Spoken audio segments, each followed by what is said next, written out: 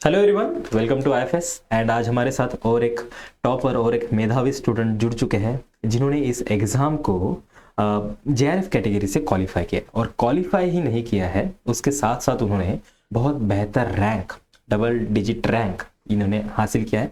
ये रैंक लाना कोई आम बात नहीं है, because it is a national level examination.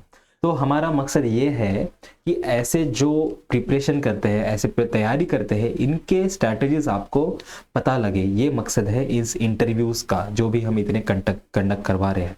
इसका मतलब ये नहीं है कि हम इतने रिजल्ट्स प्रोड्यूस कर रहे हैं, इतने रिजल्ट्स आए हैं। नो, हमारा मकसद ये है कि आप जो सोच रहे हो ना कि सर मेरे साथ ही तकलीफ होती है, मेरे साथ ही ऐसा क्यों होता है, ऐसा सबके साथ सबको फील होता है कि मेरे साथ ही ऐसा क्यों होता है। तो ये सब जानने के लिए, ये सब बताने के लिए हम ये इंटरव्यूज कंडक्ट कर रहे हैं। उनके पर्सनल एक्सपीरियंस आप तक पहुंचे और इन्होंने जो गलतियां अपने प्रिपरेशन में की है या फिर करने वाले थे, ये आप ना करें। इसका यही एक मोटो है इस इंटरव्यूज का। तो इनसे बहुत सारी बातचीत कर लेते हैं।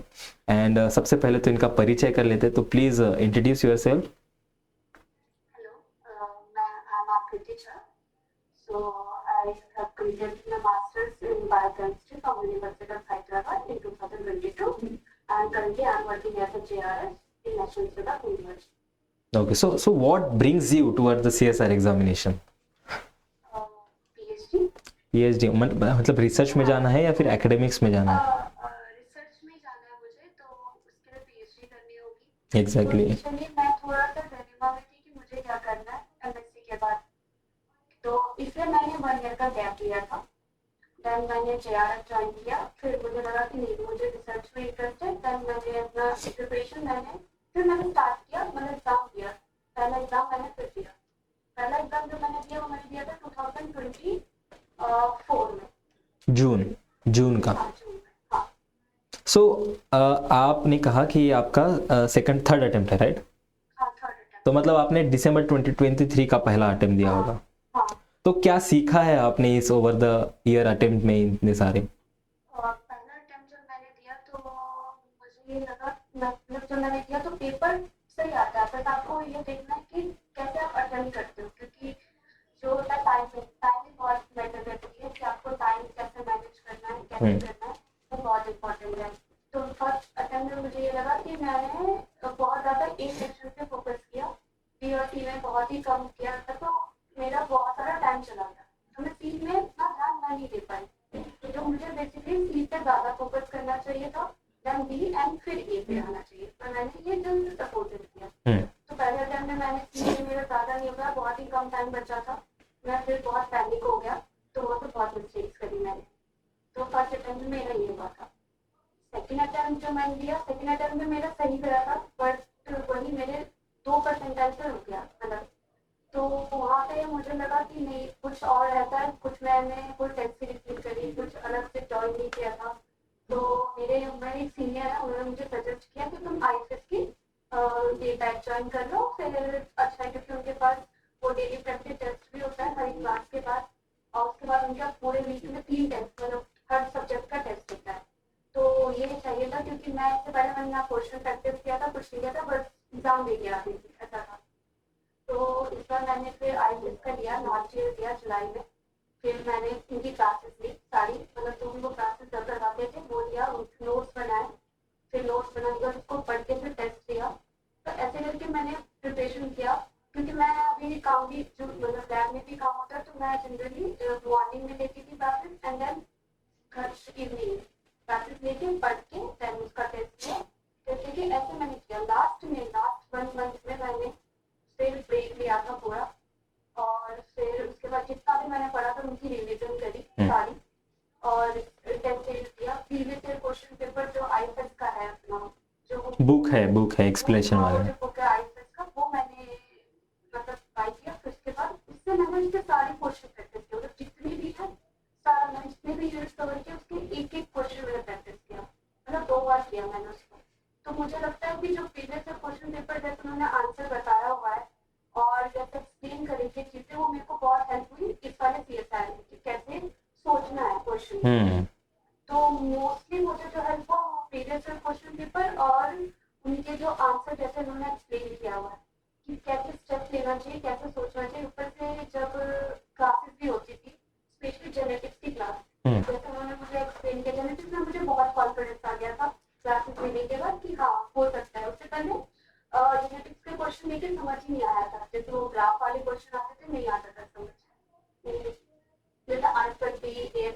वाले क्वेश्चन वो पहले समझ में आता है कि कौन से डोमिनेंट मार्कर है, डोमिनेंट मार्कर है।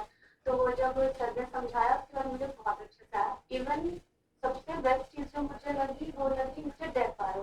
डेफारो मेरे में नहीं है तो मैं हमेशा डेफारो छोड़ देती थी, हमेशा। तो बाद में समझ आया कि डेफारो एक ऐसा जो स्कोरिंग सब्जेक्ट है, एग्जैक्टली मार्क्स में कर सकते हो इसको। और हर बार मैं छोड़ रही हूँ क्योंकि मैं हमेशा बायोकेमिस्ट्री, वन बायो इन सब पे फोकस कर रही थी। तो पर जब सर ने एक्सप्लेन किया मुझे सबसे अच्छा जो लगा डेफारो लगा। मैंने ऑलमोस्ट सारे क्वेश्चन डेफारो के अटेम्प्ट किए, सिर्फ एक क्वेश्चन ही है जो पता नहीं उनका आंसर अलग पता है वो है, बाकी मोस्टली मैंने अटेम्प्ट किया है। दैट लिम डेवलपमेंट वाला, राइट राइट। हाँ डेवलपमेंटल बायोलॉजी उन्होंने सबसे, मतलब मैं बोलूँगी जिनका वो सब्जेक्ट नहीं है ना, उन्होंने कभी भी नहीं किया, उनको भी अच्छा लगेगा पढ़ने में। राइट। इतने अच्छा से एक्सप्लेन किया है। वो सब्जेक्ट भी बहुत फैसिनेटिंग लगता है ना, कैसे बनती है लाइफ, कैसे रीजनरेशन।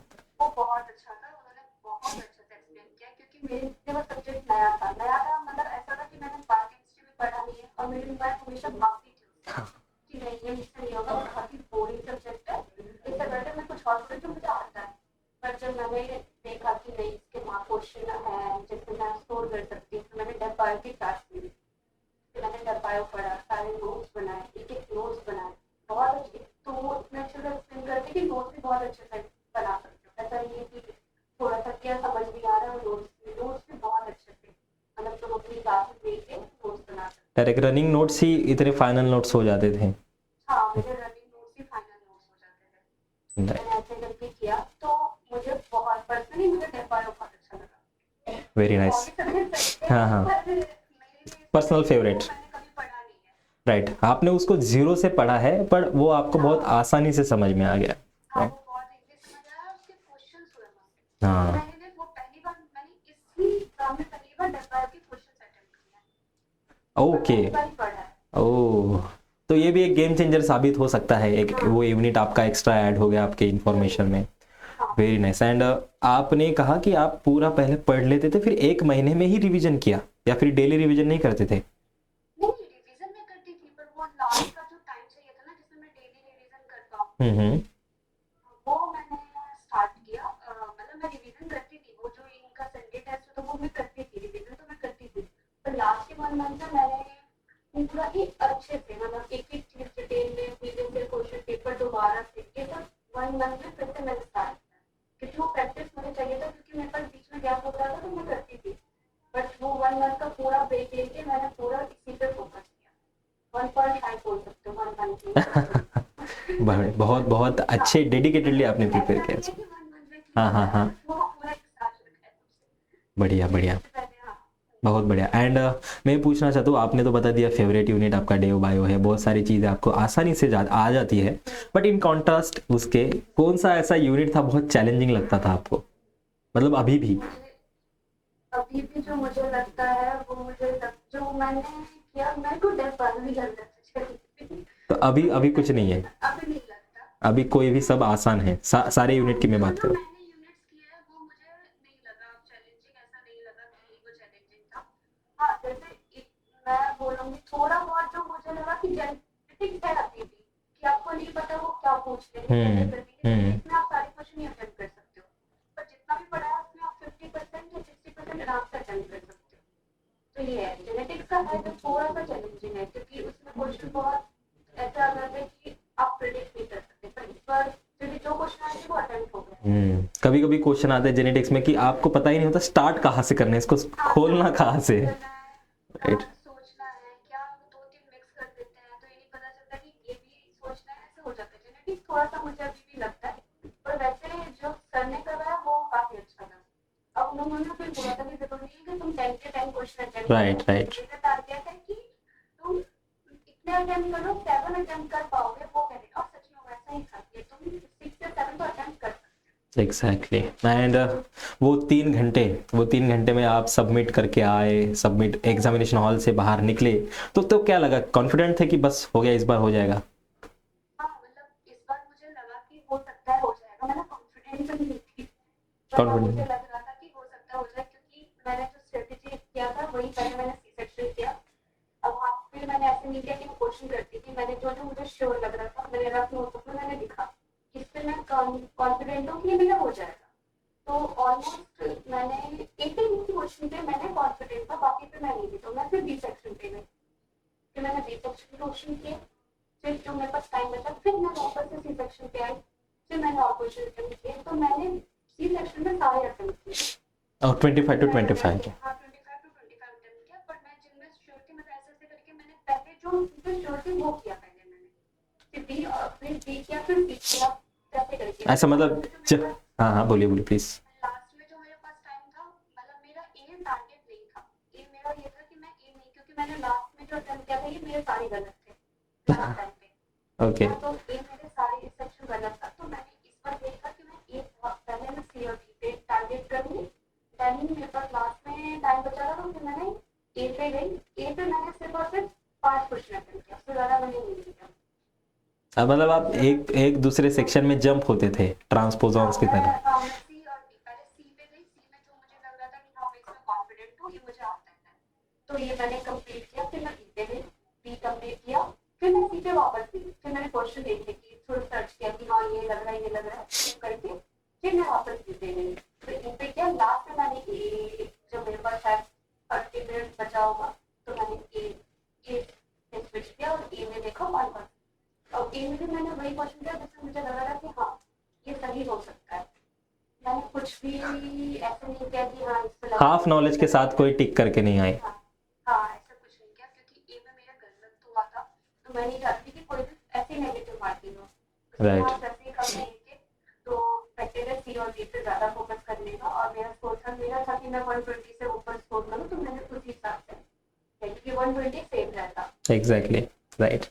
एंड जब आप किसी क्वेश्चन को अटेम्प्ट कर रहे हो और उसके बाद फिर से उस क्वेश्चन पे आ गए आप ऑप्शन चूज करने के बाद, तो कभी कभार डबल माइंड हो जाते थे कि यार ये तो चूज किया है मैंने, इसका सही होगा या फिर मुझे ये भी सही लग रहा है, ऐसा कुछ हुआ था? हाँ ऐसा लगा है मुझे, 1-2 क्वेश्चन में लगा है। इवन मैंने 1-2 बार किया भी है, पर मैंने बाद में सोचा नहीं, मैंने जो पहला किया था हाँ फर्स्ट इंस्टिंक्ट बहुत अच्छा होता है। राइट। क्योंकि मैं जो श्योर हूँ उस पे मैं बिल्कुल भी नहीं करने वाली, कि नहीं तो वो भी गलत होगा। ऐसा होता है, मेरा बाद में ज्यादा सोचो तो गलत होता है। फिर आपने चेंज किए थे या फिर आपको लगा बट आपने छोड़ दिया, फिर नहीं आप जो पहले किया वही रहने देते हैं? नहीं, मैंने जो 18 क्वेश्चन जो किया था वो मैंने वही रखा, बस बाकी जो था ना उसमें मैं श्योर नहीं थी, तो मैं ऐसे जंप कर रही थी कि ये क्वेश्चन मुझे ज्यादा सही लग रहा है, तो मैंने वो वाला हटा दिया, फिर दूसरा किया। इसलिए मैंने ऐसे किया है, बट मैंने वो जिन क्वेश्चन में श्योर थी उनमें मैंने कुछ नहीं किया। जो परफेक्ट 18 थे उनके ऊपर आप गए भी नहीं डबल? हाँ मैंने उनके कुछ नहीं किया, बाकी जो मेरे पास था उनमें मैंने किया कि हाँ मुझे लगा, मैंने वो क्वेश्चन अटेम्प्ट कर लिया, पर मैं श्योर नहीं हूँ, तो मैं और क्वेश्चन ढूंढे मैंने कि कौन सा लगा, फिर दोनों में से मैंने एनालाइज किया कि कौन सा ज्यादा सही लग रहा है, फिर मैंने उसको टिक किया। मतलब बाकी क्वेश्चन में जिनमें श्योर थी उनमें मैंने बिल्कुल टच नहीं किया, क्योंकि मुझे पता अगर मैं ज्यादा सोचूंगी तो मैं उनको भी गलत कर दिया। एग्जैक्टली डबल माइंड अगर हो गए तो फिर वो फंसा देता है आपको। हाँ वही। तो थोड़ी अभी फ्यूचर प्लानिंग की बात कर लेते हैं, क्या सोचा है आपने इस एग्जाम के बारे में? तो अभी मैं पीएचडी के लिए अप्लाई करना शुरू करूँगी, फिर मेरा ये है कि मैं पीएचडी स्टार्ट मतलब अपना करूँगी स्टार्ट, और मैं कैंसर इम्यूनोथेरेपी भी करना चाहती हूँ मतलब इसमें, तो मैं इसके लिए आगे देखूँगी कौन कौन सी लैब्स है जो अच्छी है बेटर है मेरे टारगेट अभी, क्योंकि अभी कट ऑफ राइट के बाद ही कर सकते, दिसंबर वाले में अप्लाई कर सकती हूँ, तो दिसंबर में जितने भी होंगे वो मैं अप्लाई करना शुरू कर दूँगी ना। अभी तो आप कट ऑफ, अभी तो आप अप्लाई कर सकते हो ना। हाँ you are eligible for applying for PhD right. Exactly ये पॉइंट है, ये पॉइंट है, इंटरव्यू पे भी डिपेंड करता है। राइट। आई होप आप बहुत अच्छे तरीके से परफॉर्म करोगे इंटरव्यू में, एंड जो भी आपके रिलेटेड का फील्ड है जैसे कैंसर बायोलॉजी इम्यूनोलॉजी आपने कहा, उसमें बहुत अच्छा काम करोगे, अपने लोगों के लिए कुछ अच्छा काम करोगे, इसकी मैं आशा करता हूँ। And all the best for your upcoming future. And बहुत अच्छा लगा आपसे बात करके, एंड होप ऐसे ही पॉजिटिविटी आप आगे अपने जूनियर्स को दोगे, इसकी मैं आशा करता हूँ। बिल्कुल, थैंक यू।